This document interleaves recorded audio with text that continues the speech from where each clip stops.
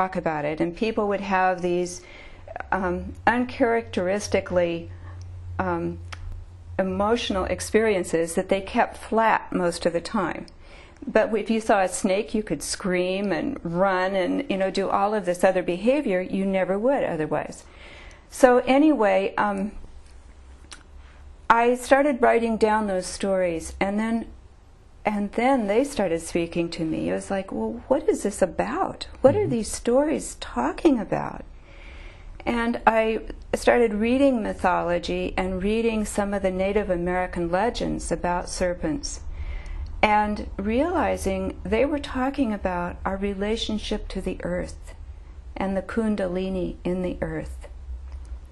And these were a people that, my own family were Irish. We lived in a community that was populated by Irish and German immigrants.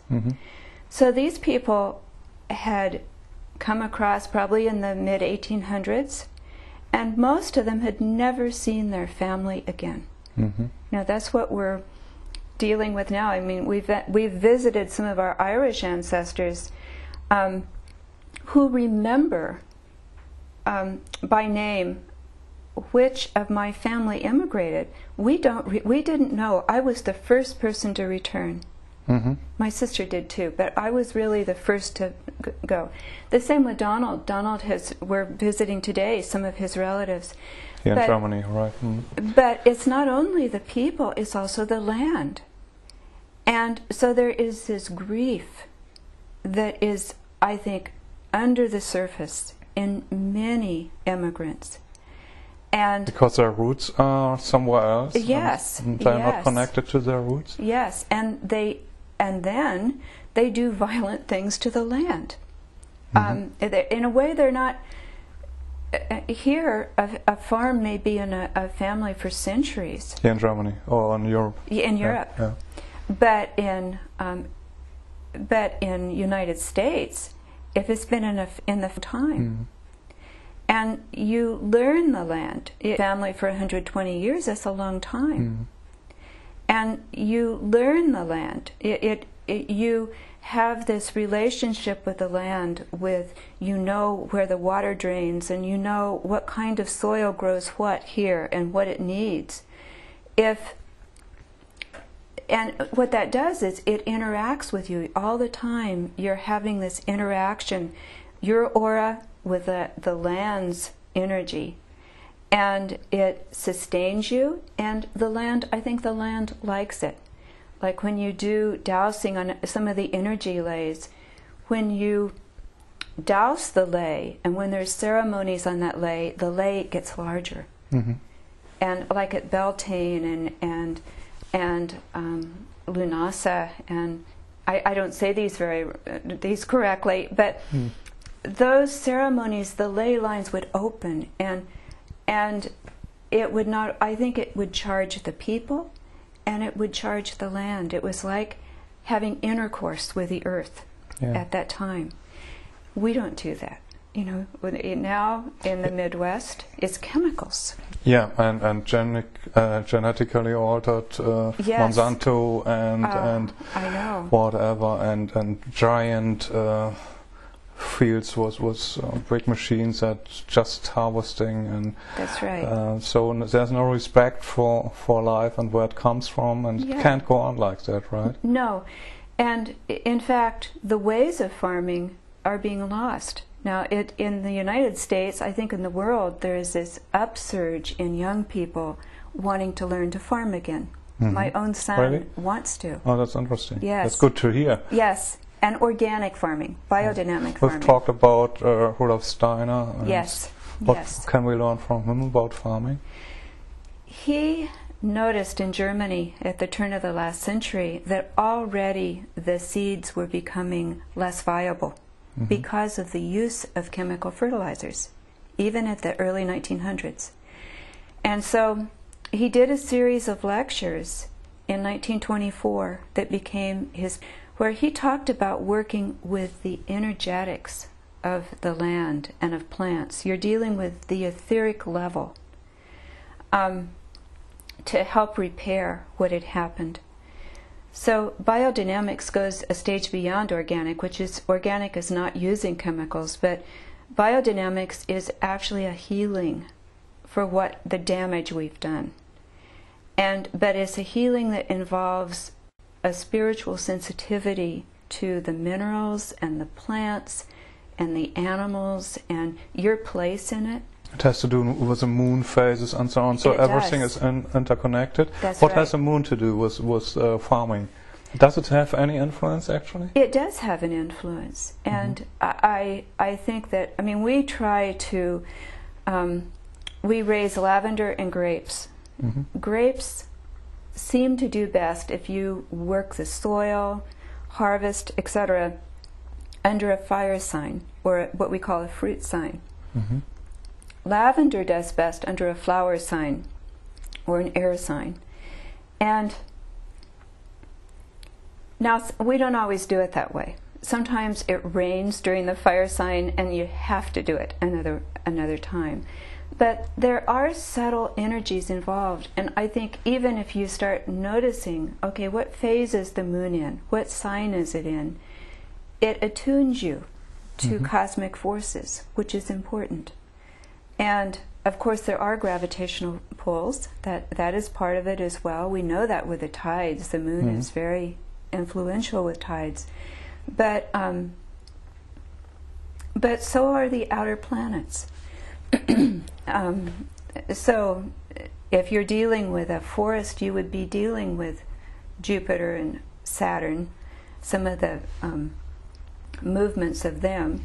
And if you're dealing with an annual, you would look at other influences that would be going on about when to plant, when to harvest. It's much more subtle than, say, if it's raining or if it's warm, how much sun there is. But it's I think for me, I can only talk for myself, but it attunes me to what else is going on, the cosmos. Okay, and that has to do with everything, not just farming. I mean, farming is very important. Yes. It will be a major issue if we want to survive, that we reconnect with nature. And it's interesting that you say that young people want to do farming the natural way, and it's correct to hear that. Yes. But it's about everything in life. This book, Snakes, is about just much more about than farming. It's about everyone's life. It's about finding your way back to a relationship with land. And it's about love, and how do you weather all of the betrayals in life and go on. The great primordial boa, you know, that is ruthless, goes on living no matter what. And so it's about life continuing on Earth, is what it's about. Sometimes in these times people have difficulties just to have a positive outlook on life, because everything is so much in change, but also so many worries about our lives. Everything is seems dangerous and is fearful, and this book can help people. Or what is your message to our audience that could help people to cope with life?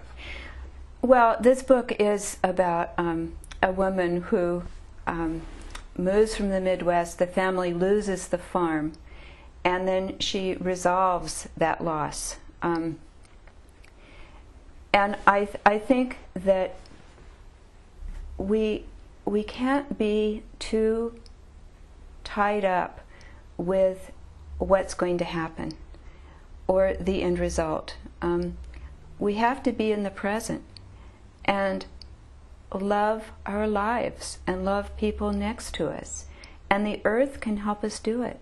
Like walking into the garden and the grass is green and the sun is shining. And if you take that in, for me it just raises my spirit. Yeah. And that's what we need. That will heal us if we can do that. If we can let ourselves. I know one evening after September 11th in the United States, when we were in 2001, when we were all so frightened, we were sitting with one of the older analysts at the Institute. He was 100 years old at the time, Joe Henderson. And there were a group of the analysts that would meet once a month. And I remember him saying, all over United States, there's people sitting like we're talking right now, and we're talking about what happened. But the way he said it was like, this is what we need to do. We need to talk with each other. We need to eat together. We need to drink wine together. We need to love each other.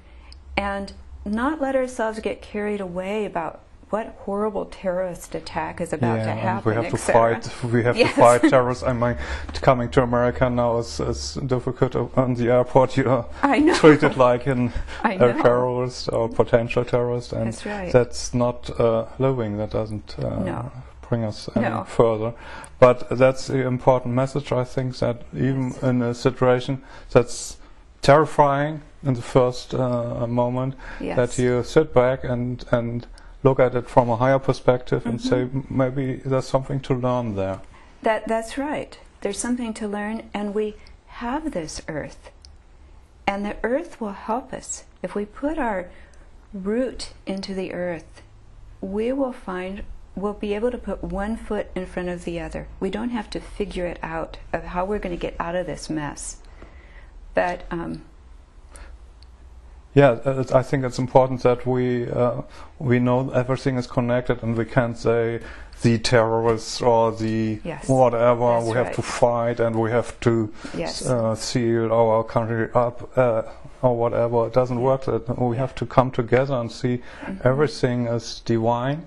Yes. Or how would you say that? Everything divine? Yes. Oh. Yes. Everything is divine. So we have to accept what's happening too. Yes. And see that there's a higher meaning probably we can't see. Yes. I mean,